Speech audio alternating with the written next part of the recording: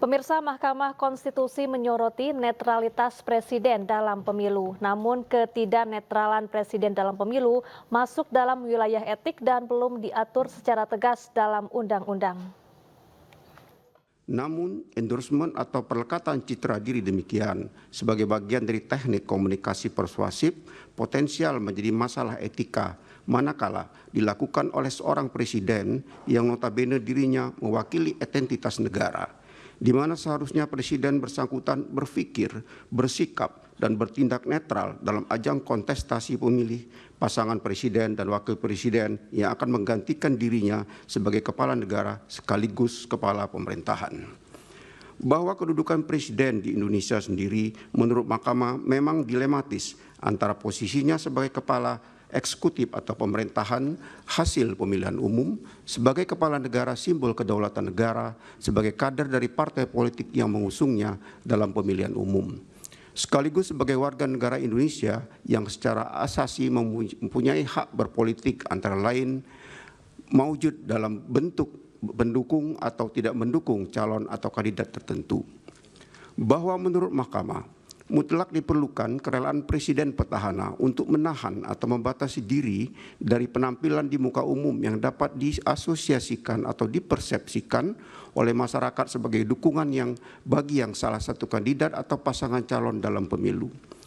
Kesediaan atau kerelaan presiden yang demikian, serta kerelaan para petahana di level masing-masing yang menghadapi kemiripan situasi dengan posisi kondisi Pilpres tahun 2024 ini, inkasu petahana kepala daerah, merupakan faktor utama bagi terjaganya serta meningkatnya kualitas demokrasi di Indonesia.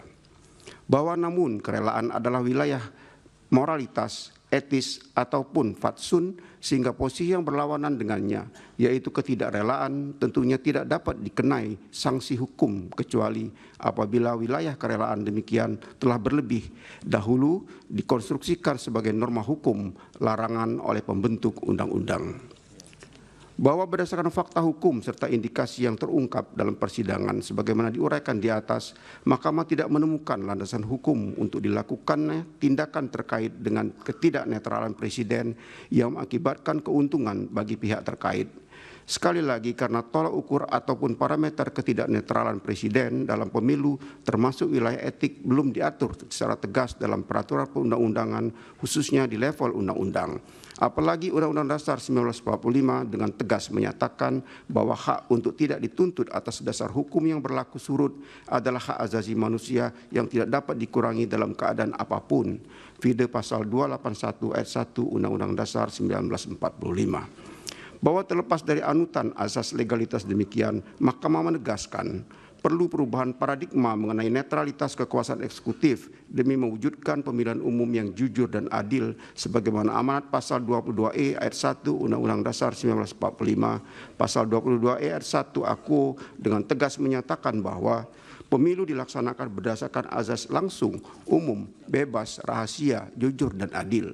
Tentunya perubahan paradigma demikian harus dilakukan melalui perubahan atas undang-undang mengenai kepemiluan. Ya pemirsa, demikian breaking news kali ini. Sesaat lagi Anda bisa menyaksikan iNews Sore bersama Fazila Hairunisa. Saya Syafaati Suryo pamit undur diri. Terima kasih dan sampai jumpa.